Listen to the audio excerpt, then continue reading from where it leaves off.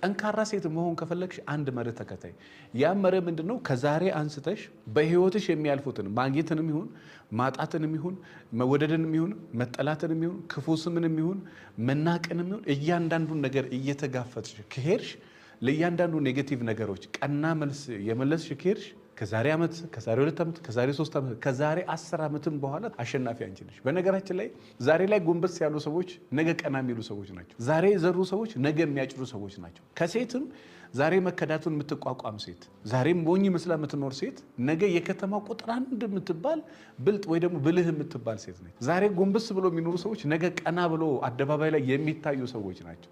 ስለዚህ በተቻለሽ መጠን መንፈሰ ጠንካራ ሴት መሆን እፈልጋለሁ። ሴትን ሴት የሚያደርጋት ምንድነው ካልሽ ጎንበስ ብላ ከታች አንስቶ ከሞያ አንፃር ከኢኮኖሚ አንፃር ከፀጉር አንፃር ከአለባበስ አንፃር ከጤና አንፃር የራሷን የቆዳ ውበት ከመጠበቅ አንፃር እያንዳንዱ ነገሮችን የምትመራበት መንገዶች ላይ የሆነ ያን ነገር ራሷን መቃኘት ራሷን መስራት የተቃኘ ሙዚቃ መሳሪያ ጥሩ ድምጽ እንደሚያሰማው ሁሉ ራሷን በመንፈሳዊ ሕይወት መቃኘት ራሷን በኢኮኖሚ በሶሻል ላይፍ በሜሬጅ እንዲሁ ደግሞ በገንዘብ እንዲሁ ደግሞ በዓላማ እንዲሁ ደግሞ በጤና በእያንዳንዷ ነገር ራሷን አፍርሳ